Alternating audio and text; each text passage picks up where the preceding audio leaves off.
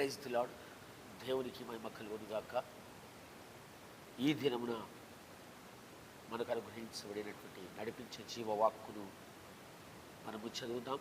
పరిశుద్ధ గ్రంథంలో నుండి కీర్తనకారుడు రచించినటువంటి కీర్తన 130వ కీర్తన 7వ వచనాన్ని మనము ఈ దినమునకై ఉన్నటువంటి వాగ్దానముగా మనము చదువుదాం. దేవుని బిడ్డలారా, 130 కీర్తన 7వ వచనము ఇలాగు రాయబడి ఉన్నది: ఇజ్రాయేలు యెహోవా మీద ఆశ పెట్టుకొనుము, యెహోవా యొద్ద కృప దొరుకును, ఆయన యొద్ద సంపూర్ణ విమోచన దొరుకును. ఆమేన్.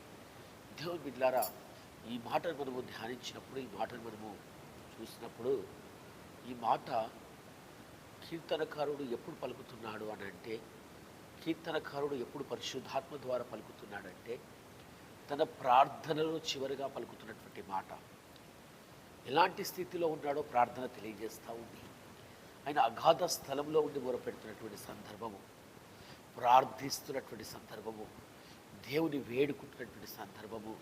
అయ్యా నా మొర వినండి, అయ్యా నా స్వరాన్ని వినండి, నా అర్థధ్వనిని వినండి అని ఎంతో బాధలో దేవుని వేడుకుంటా ఉన్నాడు. దేవునిపైన ఆశ పెట్టుకుని ఉన్నాడు. దేవుని కొరకు ప్రాణము తృష్ణగొరుచున్నది.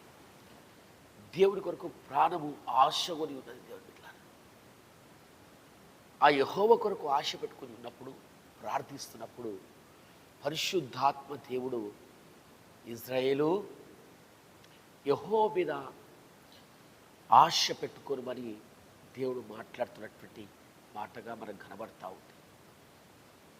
దేవుని బిడ్డలారా, అవును, ఈ దినం నువ్వు ఇజ్రాయేలుగా దేవునిలో మార్చబడ్డావు. ఆయన కుమారుడిగా మార్చబడ్డావు. ఆయన కుమార్తెగా నువ్వు మార్చబడ్డావు. నీ స్థితిగతి ఏదైనా, ఎటువంటి అగాధ లోయ లాంటివి సమస్యలు నువ్వు వెళ్తున్నా, అగాధ లోయల వంటి పరిస్థితుల్లో కూడా నువ్వు వెళుతున్నా, కష్టంలో కూడా వెళుతున్నా, దుఃఖం కూడా వెళుతున్నా, ఏమవుతుందో అని తెలియని పరిస్థితిలో నువ్వు వెళ్తున్నా, దేవుడు ఒక మాట నీకు స్పష్టంగా బయలుపరుస్తూ ఉన్నాడు: యెహోవా మీద ఆశ పెట్టుకునుము, యెహోవా మీద నువ్వు నమ్మిక ఉంచుము. యెహోవా మీద ఆశ పెట్టుకుని నువ్వు సాగినట్లయితే, దేవుని బిడ్డలారా, యెహోవా యొద్ద కృప దొరుకును. నీ పరిస్థితులన్నిటి నుండి విడిపించడానికి నీ కృప దొరుకును. నీ పరిస్థితిని మార్చడానికి కృప దొరుకును. నిన్ను బలపరచడానికి కృప దొరుకును. నిన్ను నడిపించడానికి ఆయన కృప దొరుకును. నిన్ను ధైర్యపరచడానికి కృప దొరుకును. నీ శక్తితో నింపుటకు కృప దొరుకును. దేవుని బిడ్డలారా, ఆయన యొద్ద సంపూర్ణమైన విమోచన నీ ప్రతి పరిస్థితులలో కలుగజేస్తూ జయము చేత దేవుడు నింపు నిన్ను నడిపిస్తాడు.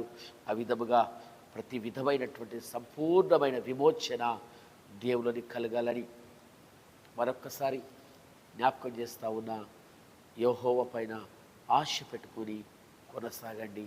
పరిశుద్ధాత్మ దేవుడి దినమంతయు మిమ్మల్ని నడిపించునుగాక. ఆమేన్.